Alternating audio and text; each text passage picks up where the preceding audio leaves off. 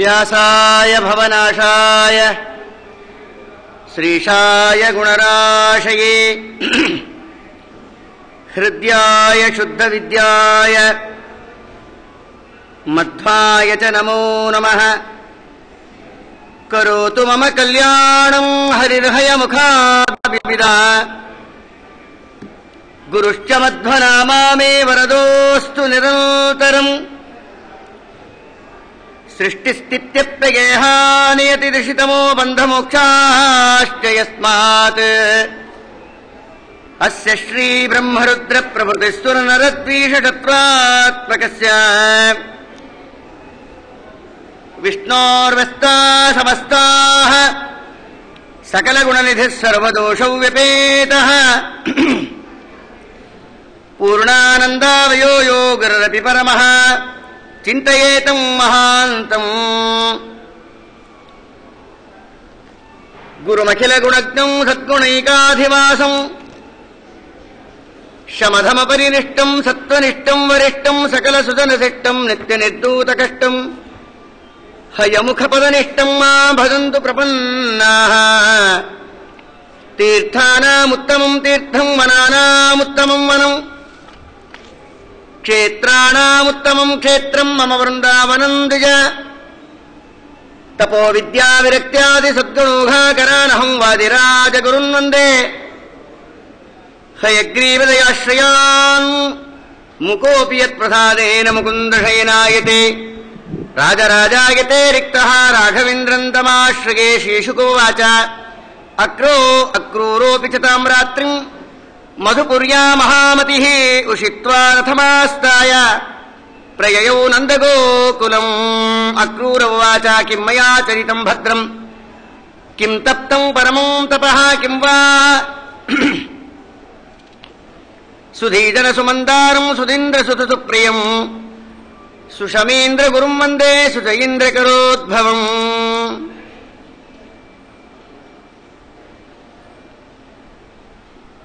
ಆರಂಭದಲ್ಲಿ ಮಹಾಗುರುಗಳಿಗೆ ನಮ್ಮ ಅನಂತ ನಮಸ್ಕಾರಗಳನ್ನು ಮಾಡ್ತಾ ಶ್ರೀಮದ್ ಭಾಗವತ ದಶಮಸ್ಕಂದ ಕಥಾಭಾಗದಲ್ಲಿ ನಿನ್ನೆ ದಿವಸ ನಾರದರು ಬಂದು ಕಂಸನಿಗೆ ಮಾನಸಿಕವಾಗಿ ಅವನಿಗೆ ಕ್ಲೇಶವನ್ನು ಉಂಟು ಮಾಡಬೇಕು ಅನ್ನೋ ಕಾರಣಕ್ಕೆ ಕೆಲವು ಸತ್ಯಗಳನ್ನು ಹೇಳಿದರು. ಕೆಲವು ಬಾರಿ ಕೆಲವು ಸತ್ಯಗಳು ಕೆಲವರಿಗೆ ಬಹಳ ಬಾಧೆ ಕೊಡುತ್ತೆ ಅನ್ನೋದಕ್ಕೆ ನಿನ್ನೆ ಹೇಳಿದ ಕತೆ ಸಾಕ್ಷಿ. ಸರ್ವೋತ್ತಮನಾದ ಕೃಷ್ಣ ಪರಮಾತ್ಮನನ್ನ ಹೇಗಾರೂ ಮಾಡಿ ಸಾಯಿಸಿಬಿಡಬೇಕು ಅಂತ ಪ್ರಯತ್ನ ಕಂಸಂದು. ನಾರದರು ಬಂದು ಹೇಳಿದ ನಂತರ ಆ ಕಂಸನ ಜನ್ಮ ರಹಸ್ಯ ಮತ್ತು ಆಕಾಶವಾಣಿ ಮಾತಿಯನ್ನು ಹೇಳ್ತೋ ಅಷ್ಟಮಾದ್ಯವಯೋ ಪುತ್ರ ಮೃತ್ಯುರ್ಮಯ ವಿಹಿತಕ್ಕಿಲ. ಆಕಾಶವಾಣಿಯಲ್ಲಿ ಹೇಳಿದ್ದೇನು, ದೇವಕಿಯಲ್ಲಿ ಹುಟ್ಟ 8ನೇ ಗರ್ಭದಿಂದ ನಿನ್ನ ಮರಣ ಅಂತ. ಆ 8ನೇ ಗರ್ಭವೇ ಕೃಷ್ಣ ಪರಮಾತ್ಮ ಅಂತ ನಾರದರು ಬಂದು ಕಂಸನಿಗೆ ತಿಳಿಸಿಬಿಟ್ರು. ಕೃಷ್ಣ ಪರಮಾತ್ಮ ಅಂತ ಗೊತ್ತಾಯ್ತು, ಅವನಿಗೆ ಕನ್ಫರ್ಮ್ ಆಯ್ತು. ಅದಕ್ಕೆ ಅಕ್ರೂರನನ್ನ ಕೊಟ್ಟು ಕಳಿಸ್ತಾನೆ. ಬಿಲ್ಲು ಹಬ್ಬದ ಏರ್ಪಾಟಾಗಿದೆ. ಆ ಸ್ಪರ್ಧೆಗೆ ಬಲರಾಮ ಕೃಷ್ಣ ಪರಮಾತ್ಮನನ್ನ ನೀನು ಏನಾದ್ರು ಪ್ರೇರಣೆ ಮಾಡಿ ಕರ್ಕೊಂಬ. ಚಾಣೂರ, ಮುಟ್ಟಿಕ, ಕೂಲೆಯಾಪೀಡ, ನಾನು ಎಲ್ಲರೂ ಇದ್ದೀವಿ. ಎಲ್ಲರೂ ಸೇರ್ಕೊಂಡು ಆ ಕೃಷ್ಣನನ್ನ ಕೃಷ್ಣಾರ್ಪಣ ಮಾಡಿಬಿಡೋಣ ಅಂತ ಹೇಳಿ ಕಳಿಸ್ದ. ಅಕ್ರೂರ ಅಳುತ್ತಾನೆ.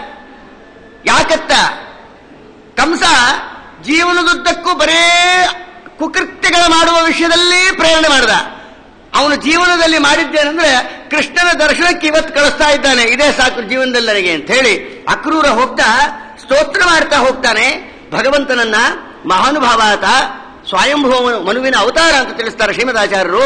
ಬ್ರಹ್ಮದೇವರ ಆವೇಶ ಅಕ್ರೂರನಲ್ಲಿ ವಿಶೇಷವಾಗಿ ಪರಮಾತ್ಮನನ್ನ ಸ್ತೋತ್ರ ಮಾಡ್ತಾ ಹೊರಡ್ತಾನೆ. ಯದರ್ಚಿತಂ ಬ್ರಹ್ಮ ಭವಾದಿ ವಿಸ್ಸುರೈಃ ಶ್ರಿಯಾಚ ದೇವ್ಯಾ ಮುನಿಭಿಸ್ಸಾತ್ವತೈಃ ಗೋಚಾರರಾಯಾನುಚರೈಃ ಸಮಮ್ಮನೆ ಯದ್ಗೋಪಿಕಾನಾಂ ಕುಚಕುಂಕುಮಾಂಕಿತಂ ದ್ರಕ್ಷ್ಯಾಮಿ.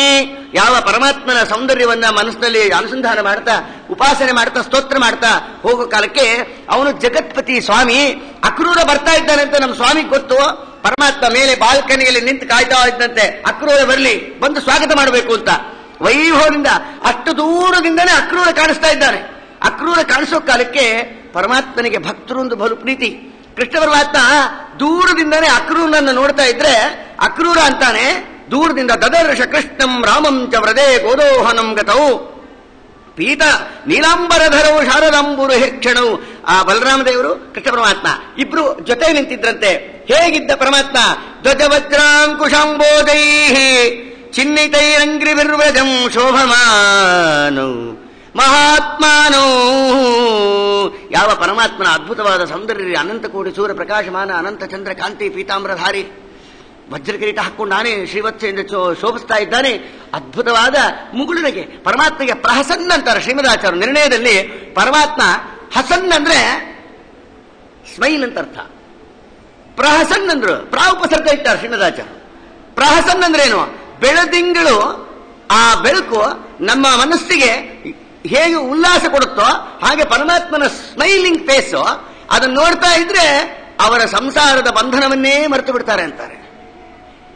ಇನ್ನು ಮಧ್ವಯುಗದಲ್ಲಿ ಹೇಳೋ ಕಾಲಕ್ಕೆ ಶ್ರೀಮದಾಚಾರ್ಯರ ಸ್ಮರಣೆ ಮಾಡೋರಿಗೆ ಯಥಾ ಪ್ರಕಾರವಾಗಿ ಆ ಸಾಂಸಾರಿಕ ಸುಖಗಳನ್ನ ಕಳ್ಕೊಂಡು ಸಂಸಾರ ಭವಸಾಗರವನ್ನು ದಾಟ್ತಾರೆ ಅಂತ ಹೇಳಿ ಭವಾಪವರ್ಗಧಾತ್ರೀಹಿ ಅಂತಾರೆ.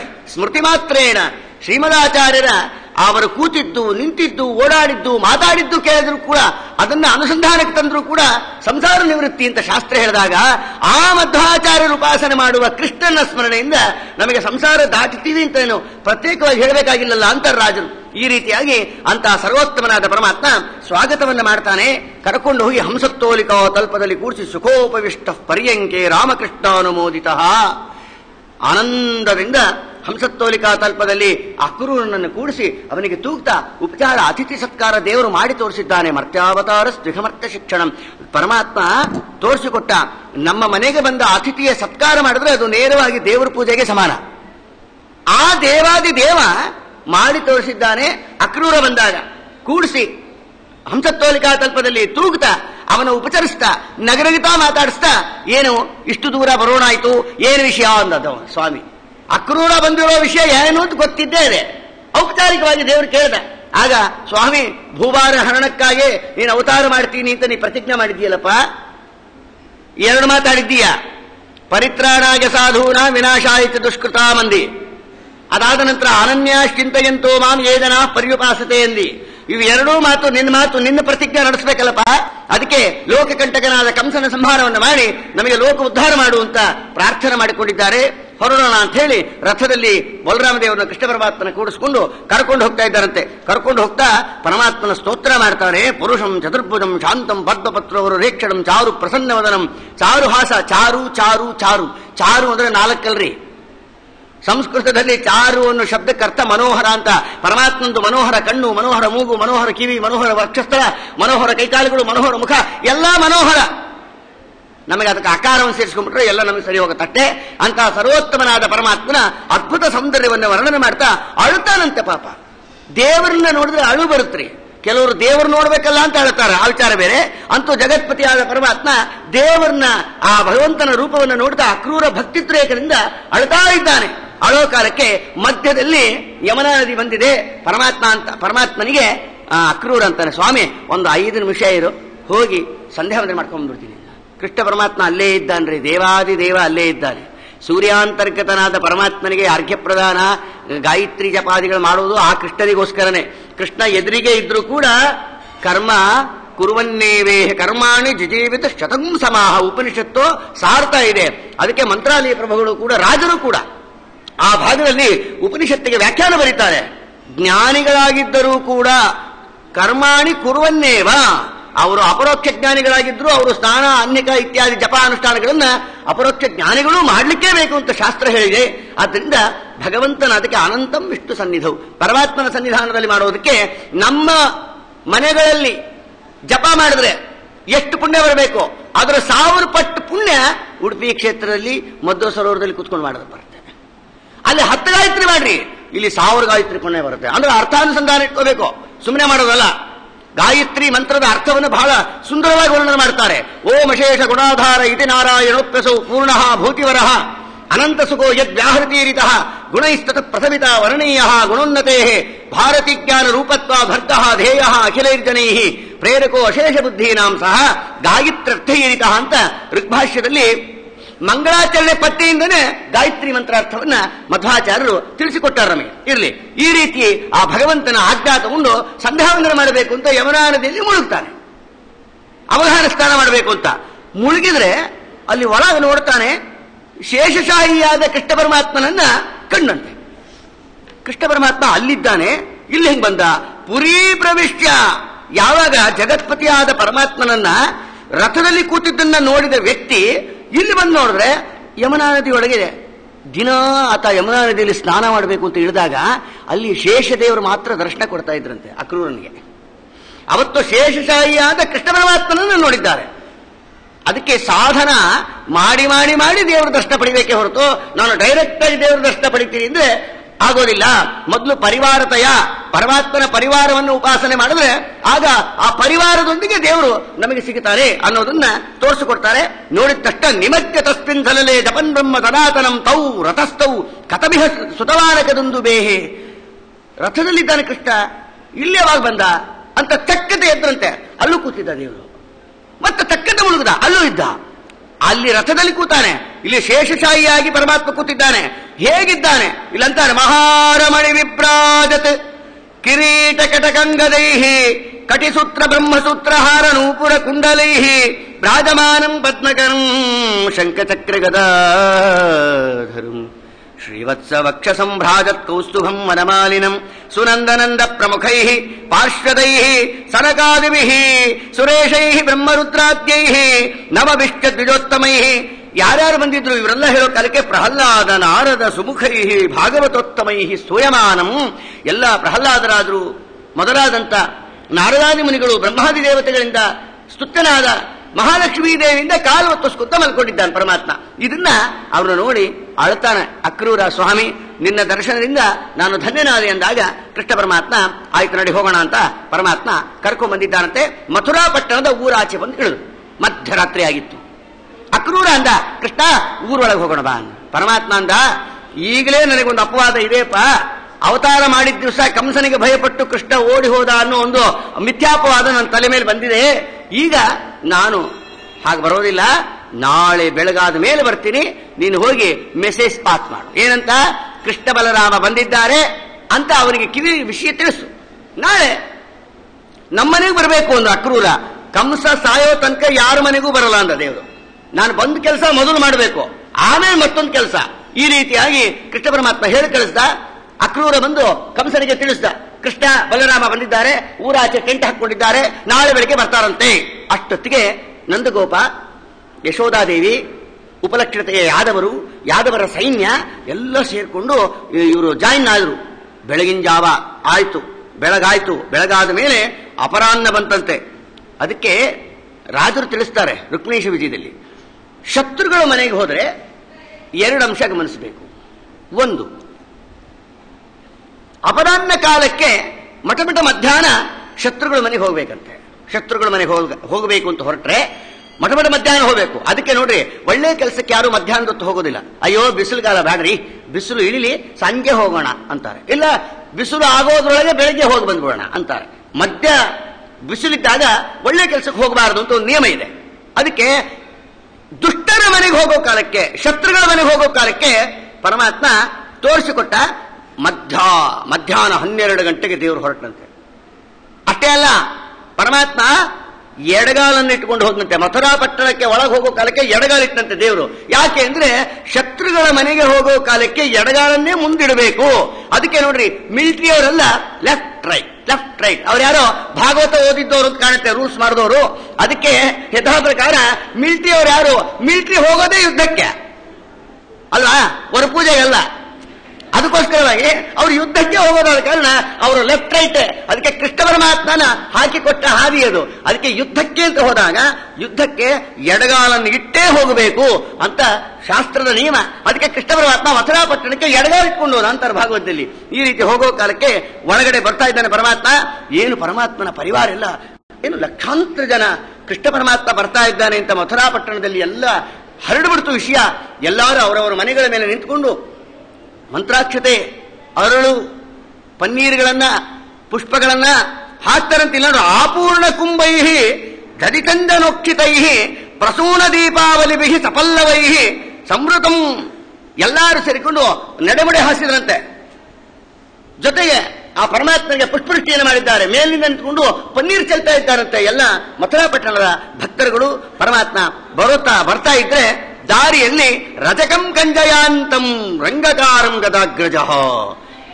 ಒಬ್ಬನು ಅಗಸರವನು ಬಂದ, ಲಾಂಡ್ರಿ ಅವನು ಕಂಸನಿಗೆ ಕ್ಲೋಜೆಸ್ಟ್ ಅಂದ್ರೆ ಗೊತ್ತಾಯ್ತಲ್ಲ. ಕಂಸ ಮಹಾ ದುರ್ಮಾರ್ಗ, ಅವನಿಗೆ ಕ್ಲೋಜೆಸ್ಟ್ ಅಂದ್ರೆ ಇನ್ನು ಅವನು ಎಷ್ಟು ಒಳ್ಳೆಯವನು ಅಂತ ಗೊತ್ತಾಗುತ್ತೆ. ಲಾಂಡ್ರಿ, ಆ ಕಂಸನ ವಸ್ತ್ರಗಳನ್ನು ತಗೊಂಡು ಹೋಗೋದು, ಒಗೆಯೋದು, ಇಸ್ತ್ರಿ ಮಾಡ್ಕೊಂಡು ತಗೊಂಡು ಹೋಗಿ ಕೊಡೋದು, ಎಲ್ಲ ಪೀತಾಂಬರಗಳು ದೊಡ್ಡ ಲಾಟ್ ಗಟ್ಲಿ ತಗೊಂಡು ಹೋಗ್ತಾ ಇದ್ದ. ಬೇಕು ಅಂತ ಅವನ ಎದುರಿಗೆ ಕೃಷ್ಣ ಪರಮಾತ್ಮ ಬಂದು ಅಡ್ಡ ನಿಂತ. ದೇವರು, ಯಾರಪ್ಪ, ಎಲ್ಲಿ ಹೊಟ್ಟಿ ಅಂದ ದೇವರು. ರಾಜಾದಿರಾಜ ಮಹಾರಾಜನ ವಸ್ತ್ರಗಳು ಅವ್ರಿಗೆ ತಗೊಂಡು ಹೋಗಿ ಕೊಡ್ತಾ ಇದ್ದೀನಿ, ನೀನ್ಯಾರು ಸರಕೊಬ್ಬಕ್ಕ ಅಂದ. ಕೃಷ್ಣ ಪರಮಾತ್ಮ ಅಂದ, ಇವತ್ತೊಂದಿನ ನಿಮ್ಮ ರಾಜಂಗೇನು ಬೇಡ, ರಾಜಾದಿರಾಜ ಪ್ರಭಾಯ ಅಂತಾರೆ ಯಾವ ವಾದರಾಜ ಸ್ವಾಮಿಗಳು. ರಾಜಾದಿರಾಜ ಪ್ರಭಾ ಗರ್ಜದ್ವಾರ ವದಂದು ಬಿಹಿ ಪರಿಪಡಿತ ಗಂಧರ್ವ ಬಂದಿಧ್ವನಿ. ಎಷ್ಟು ವಿಶೇಷಣಗಳಿಟ್ಟಿದ್ದಾರೆ ರಾಜರು, ಶ್ರೀಮದಾಚಾರ್ಯರು, ರಾಜರು. ಇವರಿಬ್ರು ಅಷ್ಟೇ ರೀ. ಪರಮಾತ್ಮನ ವಿಷಯ ಹೇಳೋ ಕಾಲಕ್ಕೆ ಬರೇ ದೇವ ಹೆಸರು ಎಂದು ಹೇಳೋದಿಲ್ಲ, ವಿತೌಟ್ ಅಬ್ಜೆಕ್ಟಿವ್ ಹೇಳದೆ ಪರಮಾತ್ಮನ ಮಹಿಮೆ ಹೇಳೋದೇ ಇಲ್ಲ ಅವರು. ಬರೀ ನಾನಾದ್ರೆ ನಾರಾಯಣ ಅಂದ್ಬಿಡ್ತೀವಿ ಅಷ್ಟೇ. ಸದ್ಯ ನಾರಾಯಣ ರಾವ್ ಅನ್ನಲ್ಲ ಅಷ್ಟೇ, ನಾವು ಅಷ್ಟೇ. ಅಂದ್ರೆ ಅವರೆಲ್ಲ ಹೇಳೋ ಕಾಲಕ್ಕೆ ಪರಮಾತ್ಮನ ಹೆಸರನ್ನ ಅನೇಕ ವಿಶೇಷಣಗಳನ್ನು ಸೇರಿಸಿ ಹೇಳುವ ಪದ್ಧತಿ. ಅದಕ್ಕೆ ರಾಜರು ಅಂತಾರೆ ರಾಜಾದಿರಾಜ ಪ್ರಭಾ ಗರ್ಜದ್ವಾರ ವದಂದು ಪರಿಪಡಿತ ಗಂಧರ್ವ ಬಂದಿಧ್ವನಿ. ರುಕ್ಮಿಣೀಶ ವಿಜಯದಲ್ಲಿ ಬಹಳ ವೈಭವದಿಂದ ವರ್ಣನೆ ಮಾಡ್ತಾರೆ. ಕೃಷ್ಣ ಪರಮಾತ್ಮ ಬರ್ತಾ ಇದ್ದರೆ ಬ್ರಹ್ಮದೇವರು ಮೃದಂಗ ಬಾರಿಸಿದ್ರು, ಹನುಮಪ್ಪ ಹಾಡು ಹೇಳಿದ್ರು, ರುದ್ರದೇವರು ತಾಳ ಹಾಕಿದ್ರು, ನಾರದರು, ಗಂಧರ್ವರು, ಅಪ್ಸರಾಸ್ತ್ರೀಯರೆಲ್ಲ ನರ್ತನ ಮಾಡಿದ್ರು. ಹೀಗೆ ಪರಮಾತ್ಮ ವೈಭವದಿಂದ ಬಂದ ಅಂತ ರಾಜಬೀದಿಯೊಳಗಿಂದ ಕಸ್ತೂರಿ ರಂಗ ತೇರನೇರಿ ಮೆರೆದು ಬಂದ ಅಂತ ಹೇಳಿ ದಾಸರಾಯರು ಆ ಭಾಗವನ್ನು ವರ್ಣನೆ ಮಾಡ್ತಾರೆ. ಅಂತೂ ಕೃಷ್ಣ ಪರಮಾತ್ಮ ಬರೋ ಕಾಲಕ್ಕೆ ಯಾವಾಗ ಆ ಅಗಸ್ರವನು ಅಡ್ಡವನ್ನು ಪರಮಾತ್ಮ ಕೇಳಿದ್ರೆ ಅವನು ಬೈದ ನೋಡ್ರಿ ಕೃಷ್ಣನ್ನ. ಏನಂದ ಗೊತ್ತಾ? ಈದೃಶಾನ್ನೇವ ವಾಸಾಂಶ ನಿತ್ಯಂ ಗಿರಿವನೇಚರಾಹ ಪರಿಧತ್ತ. ದನ ಕಾಯೋನಾಗಿ ಮಹಾರಾಜರ ವಸ್ತ್ರ ಕೇಳ್ತೀಯಾ ಅಂದ. ಅವನ ಹಂಗನ್ಲಿ ಅಂತಾನೆ ದೇವರು ಕೇಳಿದ್ದು. ದುಷ್ಟ ಅವನು ನಾಶ ಮಾಡಬೇಕು, ಅದಕ್ಕೆ ಬೇಕು ಅಂತ ಅವನ್ನ ಮಾತಾಡುತ್ತ ದೇವರು. ಅವನು ಯಾವಾಗ ಪರಮಾತ್ಮನನ್ನ ತುಚ್ಛನಾದ ಕಂಸನನ್ನ ಮಹಾರಾಜ ಅಂದ, ರಾಜಾದಿರಾಜನಾದ ಪರಮಾತ್ಮನಿಗೆ ನೀನು ದನ ಕಾಯೋನು ಅಂದ. ಪರಮಾತ್ಮ ಅವನಂಗನ್ಲಿ ಅಂತ ಅವನಿಗೆ ಅಡ್ಡ ನಿಲ್ಲಿಸಿದ. ಅವನಂಗಂದ ತಕ್ಷಣ ಇತ್ತಂ ವಿಕಥಮಾನಸ್ಯ ಕುಪಿತಃ ದೇವಕೀ ಸುತಃ. ಪರಮಾತ್ಮ ಹಿಂಗೆ ಮುಷ್ಟಿ ಮಾಡಿ ಹಿಂಗೆ ಹೊಡೆದ್ರೆ ಹೊಟ್ಟೆ ತಲೆ ಹೋಗಿ ಒಳಗಡೆ ಹೋಗಿ ಸೇರ್ಕೊಂತಂತೆ. ಏನಾಯ್ತು ಅಂತ ಹೇಳ್ಬೇಕಾ? ಮಹಾಸಮಾರಾಧನೆ ಆಯ್ತು ಅಂತ ಅಷ್ಟರ್ಥ. ರಜಕಸ್ಯ ಕರಾಗ್ರೇಣ ಶಿರಃ ಕಾಯಾತ್ ಅಪಾಹರತ್. ತಲೆ ಕಿತ್ತುಕೊಂಡು ಹೋತು. ಪರಮಾತ್ಮ ಕೊಟ್ಟ ಒಂದು ಏಟಿಗೆ ಸತ್ತ. ಪರಮಾತ್ಮ ಅಂದ, ಆ ಪೀತಾಂಬರಿಗಳೆಲ್ಲ ತಗೊಂಡ್ರು, ಎಲ್ಲ ಉಟ್ಕೊಂಡ್ರು ಅಂದ ದೇವರು. ಅವನು ಲಕ್ಷ್ಮ್ಯಾತ್ಮಕವಾದ ವಸ್ತ್ರಧಾರಣ ಮಾಡೋ ಜಗತ್ಪತಿ. ಆ ವಸ್ತ್ರಗಳನ್ನೆಲ್ಲ ಬೇರೆಯವರಿಗೆ ಎಲ್ಲರೂ ಹಂಚ್ಕೊಡ್ರಿ, ಎಲ್ಲರೂ ಉಟ್ಕೊಂಡ್ರು. ಇನ್ನೂ ಉಳಿತು, ಏನ್ ಮಾಡ್ಬೇಕು ಅರ್ಥ ಇಲ್ಲ. ಒಂದ್ ಕೆಲಸ ಮಾಡ್ರಿ, ಅಷ್ಟಮಠದ ಮಹಾದಾರಿಯಲ್ಲಿ ಅದನ್ನೆಲ್ಲ ಹಾಸಿ ನಡೆಮುಡಿ ಹಾಸ್ರಿಂದ ಪೀತಾಂಬರಗಳನ್ನು ಹಾಸಿ ಅದರ ಮೇಲೆ ಕೃಷ್ಣ ಪರಮಾತ್ಮನ ಪರಿವಾರ ಎಲ್ಲ ಬಂತು. ಅದೇ ಪರಂಪರಾ ಅಂತ ಕಾಣುತ್ತೆ. ಶ್ರೀ ಕ್ಷೇತ್ರದಲ್ಲಿ ಪರಿವಾರ ಯಾವ ಈ ಪರ್ಯಾಯದ ಸಮಯದಲ್ಲಿ ನಡೆಮುಡಿ ಹಾಸೆ ಗುರುಗಳನ್ನು ಕರ್ಕೊಂಡ್ಬರ್ತಾರಲ್ಲ, ಇದು ಕೃಷ್ಣನ ಪೂಜೆ ಮಾಡುವ ಗುರುಗಳು ಬರೋದು ಯಾಕೆ ಅಂದ್ರೆ ಕೃಷ್ಣ ಅದೇ ಸಂಪ್ರದಾಯ ಮಾಡಿದ್ದಾನೆ. ಆದ ಕಾರಣ ಕೃಷ್ಣನ ಸಂಪ್ರದಾಯ ಶುದ್ಧವಾದ ಸಂಪ್ರದಾಯ ಶ್ರೀ ಕ್ಷೇತ್ರದಲ್ಲಿ ನಾವು ನೋಡಬಹುದು ಅಂತ ಇಲ್ಲಿ ಗಮನಿಸಬಹುದು. ಈ ರೀತಿಯಾಗಿ ಕೃಷ್ಣ ಪರಮಾತ್ಮ ಬಂದ ದಾರಿಯಲ್ಲಿ ಸುಧಾಮ ಅಂತ ಹೇಳಿ ಮಹಾಭಕ್ತರೇ. ಸುಧಾಮ್ನ ಆ ಸುಧಾಮ ಬೇರೆ, ಈ ಸುಧಾಮ ಮಾಲಾಕಾರಸ್ಯ ಜಗ್ಮತುಹು. ಹೂವಿನ ಮಾಲೆ ಕಟ್ಟಿ ಕೃಷ್ಣನಿಗೆ ಹಾಕಬೇಕು ಅಂತ ಹೂವಿನ ಮಾಲೆಯನ್ನು ದಿನ ಕಟ್ಟಬೇಕು. ಕೃಷ್ಣ ಬರ್ತಾನೆ, ಅವನಿಗೆ ಹಾಕಬೇಕು. ಇದನ್ನು ಕಾಯ್ತಾ ಇದ್ದಂತೆ. ಬಹುದಿನಗಳ ತಪಸ್ಸು, ಬಹು ವರ್ಷಗಳ ತಪಸ್ಸು. ಹೂವಿನ ಮಾಲೆ ಅವತ್ತು ಕಟ್ಟಿದ್ದಾನೆ. ಎಲ್ಲ ಶುಭ ಸೂಚನೆಗಳೆಲ್ಲ ಅವನಿಗೆ ಆಯ್ತು ಅವತ್ತು ಬೆಳಗ್ಗೆ. ಅಂತೂ ಇವತ್ತು ನಮ್ಮ ದೇವರು ಬರ್ತಾನೆ ಅಂದ್ರು. ಕೃಷ್ಣ ಪರಮಾತ್ಮ ಬಲರಾಮ ದೇವರು ಇಬ್ರು ಬಂದ್ರು. ಇಬ್ರಿಗೂ ಮಾಲೆಯನ್ನು ಹಾಕಿ ತಾನು ಮೋಕ್ಷವನ್ನೇ ಪಡೆದಿದ್ದಾನೆ. ಭವಂತೌ ಕಿಲ ವಿಶ್ವಸ್ಯ ಜಗತಃ ಕಾರಣಂ ಪರಂ ಅವತೀರ್ಣ ವಿಹಾಂಶೇನ ಕ್ಷೇಮಾಯ ಚ ಭವಾಯ ಚ ಅಂತ ಸ್ತೋತ್ರ ಮಾಡ್ತಾನೆ. ಪರಮಾತ್ಮ ಹೂವಿನ ಮಾಲೆ ಹಾಕಿಸ್ಕೊಂಡು ಅವನ ತಲೆ ಮೇಲೆ ಕೈ ಇಟ್ಟ. ಅವನು ಪರಮಾತ್ಮನ ಲೋಕವನ್ನೇ ಹೊಂದದ ಅಂತ ತಿಳಿಸ್ತಾರೆ. ಅದಾದ ಮೇಲೆ ಅಥ ವ್ರಜನ್ರಾಜಪಥೇನ ಮಾಧವ. ಪರಮಾತ್ಮ ಬರೋ ಕಾಲಕ್ಕೆ ಒಬ್ಳು ಕುಬ್ಜೆ, ನೋಡ್ಲಿಕ್ಕೆ ತುಂಬಾ ವಿಕಾರವಾಗಿದ್ದಾಳೆ, ಭಂಗೋರದ ಬಟ್ಲು. ಅವಾಗ ಚಾತುರ್ಮಾಸ ವ್ರತ ಇದ್ದಿಲ್ಲ ಅಂತ ಕಾಣುತ್ತೆ. ಕೇಸರಿ, ಪಚ್ಕರ್ಪುರ, ಯಾಲಕ್ಕಿ, ಇನ್ನು ಜಾಜಿಕಾಯಿ, ಲವಂಗ ಇತ್ಯಾದಿ ಅನೇಕ ಡ್ರೈ ಕೆಲವು ಪದಾರ್ಥಗಳನ್ನು ಹಾಕಿ, ಆ ಪೌಡರ್ ಹಾಕಿ ತೇದಿರುವ ಗಂಧ, ಟ್ಯಾಬ್ಲೆಟ್ ಗಂಧ ಅಲ್ಲ, ಆ ಗಂಧವನ್ನ ತೆಗೆದುಕೊಂಡು ಅದನ್ನು ಬರ್ತಾ ಇದ್ಲು. ಅದು ಏನ್ ಮಾಡಬೇಕು ಅಂತ ಪ್ರತಿನಿತ್ಯ ಆ ಗಂಧ ತರಬೇಕು, ಕಂಸನಿಗೆ ಮೈ ತುಂಬಾ ಲೇಪಿಸ್ಬೇಕು. ಇದೇ ಅವಳ ಕೆಲಸ. ಅಷ್ಟಕ್ಕೆ 50,000 ಡ್ರಾ ಮಾಡ್ತಿದ್ಲು ಅವಳು. ಅವಳಿಗೆ ಅಷ್ಟೇ ಕೆಲಸ ದಿನ. ಈ ರೀತಿ ಬರ್ತಾ ಇದ್ಲು. ಪರಮಾತ್ಮ ಬೇಕಂತ ಎದುರಿಗೆ ಬಂದು ಅವಳ ಎದುರಿಗೆ ನಿಂತ್ಕೊಂಡ. ಸುಂದರಿ ಅಂದ. ನೋಡ್ಲಿಕ್ಕೆ ಅವಳಷ್ಟು ವಿಕಾರವಾಗಿ ಜಗತ್ತಲ್ಲಿ ಯಾರೂ ಇಲ್ಲ. ಅಂಥ ವಿಕಾರವಾಗಿದ್ದಾಳೆ ಅವಳ ಸುಂದರಿ ಅಂದ್ರೆ ಅದು ಇನ್ಸಲ್ಟ್ ಮಾಡ್ದಂಗಲ್ವಾ? ಅದಕ್ಕೆ ಸ್ಟ್ಯಾಂಡಿಂಗ್ ಇನ್ಸ್ಟ್ರಕ್ಷನ್ ಶ್ರೀಮದಾಚಾರ್ಯ ಕೊಡ್ತಾರೆ. ನ ವಿಷ್ಣೋರ್ ವಚನಂ ಕ್ವಾಪಿ ಮೃಷಾಭವತಿ ಕುತ್ರಚಿತ್. ಪರಮಾತ್ಮನ ಬಾಯಿಯಲ್ಲಿ ಯಾರ್ದಾರು ವಿಷಯದಲ್ಲಿ ಒಂದು ಮಾತು ಆಡಿದ್ದಾನೆ ಅಂದ್ರೆ ಅದು ಸುಳ್ಳಲ್ಲ, ಅದು ಸತ್ಯವೇ ಆಗಿರುತ್ತೆ ಅಂತ ದೃಷ್ಟಾಂತ ಕೊಡ್ಲಿಕ್ಕೆ ಪರಮಾತ್ಮ ಸುಂದರಿ ಅಂದ. ಅಡ್ವಾನ್ಸ್ ಆಗಂದ. ಮುಂದೆ ಅವಳು ಆಗ್ತಾಳ ಸುಂದರಿ ಅನ್ನೋದನ್ನ ತೋರಿಸಿಕೊಟ್ಟ. ಆವಾಗ ಪರಮಾತ್ಮ ಅಂತಾನೆ, ಈ ಗಂಧ ನನಗೆ ಕೊಡಬಹುದಲ್ಲ ಅಂತ ದೇವರು ಕೇಳಿದ್ರೆ ಅಳ್ತಾಳಂತೆ. ಇಷ್ಟು ದಿವಸ ರಾಜ ಅನ್ಕೊಂಡು